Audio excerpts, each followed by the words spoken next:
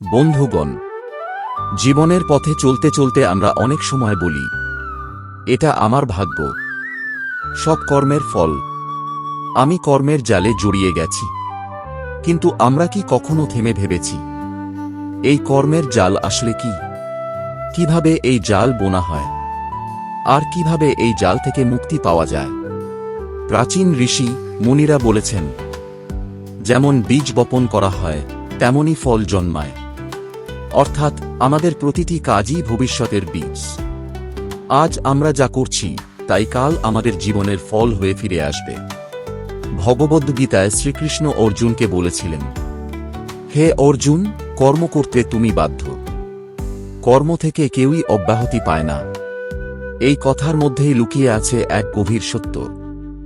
আমরা সবাই এক অদৃশ্য কর্মের জালে বাঁধা। এই জাল কেউ দেখে না, কিন্তু সবাই এতে জড়িয়ে থাকে। যেমন মাকড়সা নিজের জাল নিজেই বোনে, তেমনি আমরাও নিজের কর্ম দিয়ে নিজের ভবিষ্যৎ গড়ে তুলি। আজকের আলোচনায় আমরা জানব, কর্ম কিভাবে জন্ম নেয়, কেন কর্মের জাল এত জটিল হয়ে ওঠে, আর কিভাবে প্রাচীন গ্রন্থ, বিশেষ করে ভগবদ্গীতা, উপনিষদ ও মনুস্মৃতি আমাদের মুক্তির পথ দেখিয়েছে। এই আলোচনার শেষে তুমি বুঝবে, তোমার জীবন ভাগ্যের হাতে নয়, তোমার নিজের কর্মের হাতে। তাই চল আজ আমরা একসাথে খুঁজে দেখি কর্মের জটিল জাল, এর সেই গোপন রহস্য, যেখানে প্রতিটি সুতোয় লুকিয়ে আছে আমাদের অতীত, বর্তমান আর ভবিষ্যৎ। বন্ধুগণ, প্রাচীন ঋষিরা বলেছেন, কর্মই জীবনের মূল সুর, আর ফলই তার প্রতিধ্বনি।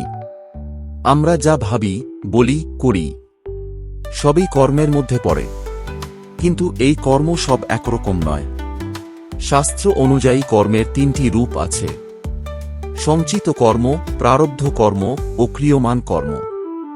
সঞ্চিত অর্থ সঞ্চিত, অর্থাৎ যা জমা হয়েছে, আমাদের বহু জন্মের, বহু সময়ের করা সমস্ত কর্মের ফল এক অদৃশ্য ভাণ্ডারে জমা থাকে। এই ভাণ্ডারই আমাদের মন ও চেতনায় প্রভাব ফেলে। তুমি হয়তো ভাবছ, আমি তো অনেক ভালো কাজ করি, তবুও জীবনে কষ্ট পাই কেন? এটাই সেই সঞ্চিত কর্মের ফল। উদাহরণ, যেমন একজন কৃষক গত বছর ভালো বীজ বপন করেছিল, কিন্তু বৃষ্টি হয়নি, তাই ফল আসেনি। এবছর হঠাৎ বৃষ্টি এল, আর গত বছরের বীজ থেকে ফসল জন্মালো।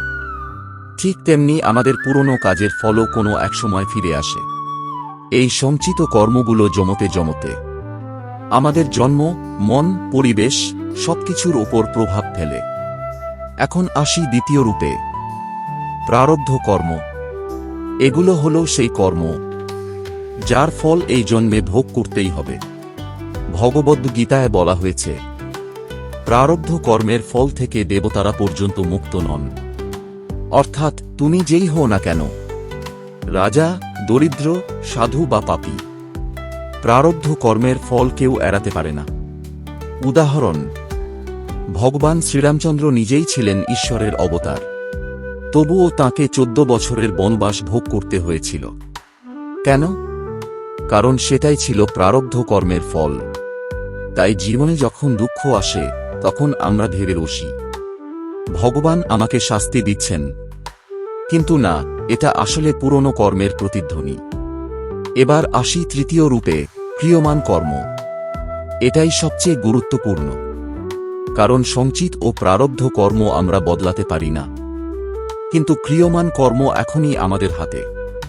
তুমি এখন যা করছো, তোমার কথা, তোমার ভাবনা, তোমার মনোভাব, সবকিছুই ভবিষ্যতের ফল তৈরি করছে।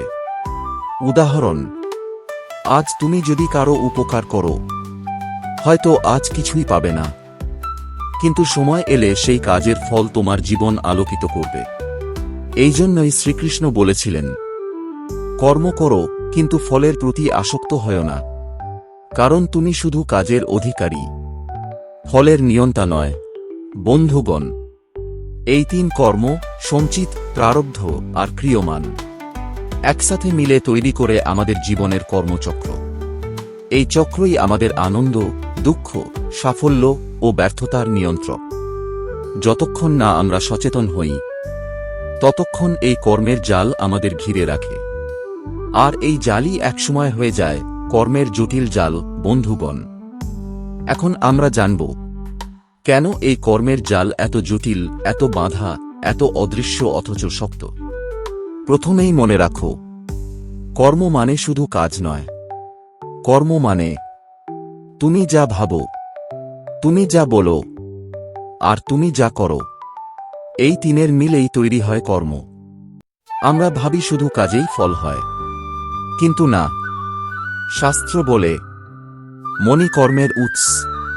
তুমি যদি মনে কারো প্রতি রাগ, হিংসা বা হিংসাত্মক চিন্তা রাখো, তাহলে সেই চিন্তাই এক অদৃশ্য বীজ হয়ে তোমার ভবিষ্যৎ গড়ে। একজন মানুষ বাইরে খুব ভালো, কিন্তু মনে ঘৃণা রাখে, সে কখনো সত্যিকারের শান্তি পায় না, কারণ মনের কর্ম জালে গিঁট তৈরি করে। উপনিষদের ভাষায়, যেমন মানুষ চিন্তা করে তেমনই সে হয়ে ওঠে। তাই চিন্তা শুদ্ধ করাই কর্মশুদ্ধির প্রথম ধাপ। বন্ধুগণ, শব্দেরও শক্তি আছে। শব্দ সৃষ্টি করে আবার ধ্বংস করে। ভগবদ্গীতায় কৃষ্ণ বলেছেন, শব্দ ব্রহ্মেরই প্রকাশ। যখন তুমি মিষ্টি কথা বলো, তুমি শুধু কারো মন জিতছ না, তুমি নিজের কর্মফলও পরিশুদ্ধ করছ। অন্যদিকে কঠোর বা মিথ্যা কথা অন্যের মনে কষ্ট দেয়, আর সেই কষ্ট ফিরে আসে তোমারই জীবনে, অন্য রূপে, অন্য সময়ে। তাই বলা হয়, বাক্যই কর্ম আর কর্মই ভাগ্য। এবার আসি বাস্তব কর্মে, যা আমরা হাতে, পায়ে, কাজে করি। প্রত্যেক কাজের প্রতিক্রিয়া আছে। তুমি যদি কাউকে সাহায্য করো, তা ফিরে আসে আশীর্বাদ হয়ে। আর যদি অন্যায় করো, তা ফিরে আসে বাধা হয়ে। এই দেহকর্মই কর্মের দৃশ্যমান দিক, কিন্তু এর শিকড় লুকিয়ে থাকে মন ও বাক্যের ভেতরে। তাই একে বলা হয় 3 স্তরের কর্মের জাল। এখন প্রশ্ন, এই জাল এত জটিল কেন? কারণ আমরা এক কর্মের ফল ভোগ করার আগেই আরও শত শত নতুন কর্ম তৈরি করি। ফলে পুরনো আর নতুন কর্ম মিলে এক অদ্ভুত জটলা তৈরি করে, যেন একটা বড় মাকড়সার জাল, যেখানে সুতো গাঁথা সুতোয় শেষ নেই কোথাও। ভগবদ্গীতায় কৃষ্ণ বলেছেন, কর্মের পথ গভীর ও রহস্যময়। আমরা ভাবি, আমি তো ভালো কাজ করেছি, কিন্তু সেই ভালো কাজের পেছনে যদি অহংকার থাকে, তবুও তা জালে নতুন গিঁট ফেলে। উদাহরণস্বরূপ, তুমি যদি কাউকে দান করো, কিন্তু মনে ভাবো আমি কত বড় দাতা, তাহলে সেই দানও তোমাকে কর্মের জালে বাঁধবে, মুক্ত করবে না। কিন্তু যদি দান করো নিঃস্বার্থভাবে, তাহলে সেটাই তোমাকে মুক্তির দিকে নিয়ে যাবে। যখন তোমার মনে অশান্তি, ভয়, অপরাধবোধ অথবা অন্যের প্রতি হিংসা আসে, তখন বুঝে নাও তুমি জালের মধ্যে আছো। এই জাল কেটে ফেলা যায় কেবল সচেতনতা, ভক্তি ও আত্মনিয়ন্ত্রণের মাধ্যমে। কর্মের জাল জটিল কারণ আমরা নিজের হাতে প্রতিদিন নতুন নতুন গিঁট বেঁধে ফেলি। আর সেই গিঁট খুলতে হলে আমাদের জানতে হবে মুক্তির পথ, কর্মযোগের শিক্ষা। বন্ধুগণ, এখন আমরা পৌঁছে গেছি আমাদের আলোচনার সবচেয়ে গভীর ও সুন্দর অংশে, কর্ম থেকে মুক্তির পথ। প্রশ্নটা খুব সহজ। আমরা যদি কর্ম এড়াতে না পারি, আর কর্মের জাল যদি এত জটিল হয়, তাহলে মুক্তি পাব কিভাবে? প্রাচীন ঋষিমুনিরা এই প্রশ্নের উত্তর দিয়েছেন এক অসাধারণ পথে। কর্মযোগ। ভগবদ্গীতায় শ্রীকৃষ্ণ অর্জুনকে বলেছিলেন, কর্ম করো, কিন্তু ফলের প্রতি আসক্ত হয়ো না। এই কথার অর্থ হচ্ছে, আমরা যেন আমাদের কর্তব্য পালন করি, কিন্তু তার ফলের চিন্তায় মগ্ন না থাকি। যে কাজের পেছনে লোভ, অহংকার বা স্বার্থ নেই, সেই কাজকেই বলে নিষ্কাম কর্ম। এই নিষ্কাম কর্মই আমাদের কর্মফল থেকে মুক্ত করে। উপনিষদে বলা হয়েছে, যে কর্মে নিজের স্বার্থ নেই, সেই কর্মই পরম ধর্ম। তুমি যদি কোনো কাজ করো শুধু নিজের লাভের জন্য নয়, অন্যের কল্যাণের জন্য, তাহলে সেই কাজ তোমাকে মুক্তির পথে নিয়ে যায়। কারণ তখন তুমি কাজ করছো ঈশ্বরের জন্য, নিজের জন্য নয়। শাস্ত্র বলে, যেখানে অহং শেষ সেখানেই মুক্তি শুরু। যখন তুমি মেনে নাও, আমি কর্ম করব কিন্তু ফল ঈশ্বরের হাতে, তখন তোমার মনে ভয় থাকে না, দুঃখ থাকে না। যেমন শিশুটি মায়ের কোলে নিরাপদ বোধ করে, তেমনি কর্মযোগী ঈশ্বরের হাতে নিজেকে সমর্পণ করে শান্ত থাকে। ভগবান কৃষ্ণ বলেছেন, যে আমার প্রতি সম্পূর্ণ ভক্তি রেখে কর্ম করে, আমি তার সব কর্মফল নিজের হাতে নেই। অর্থাৎ ঈশ্বর নিজেই তোমার কর্মের ভার তুলে নেন। যোগ মানে একটা, যেখানে কর্ম আর জ্ঞান, ভক্তি আর কর্তব্য এক হয়ে যায়। তুমি কাজ করছো কিন্তু মনের ভেতর শান্তি আছে। তুমি লড়াই করছো কিন্তু ঘৃণা নেই। তুমি দান করছো কিন্তু অহংকার নেই। এটাই কর্মযোগের প্রকৃত শিক্ষা। কর্ম করেও মুক্ত থাকা।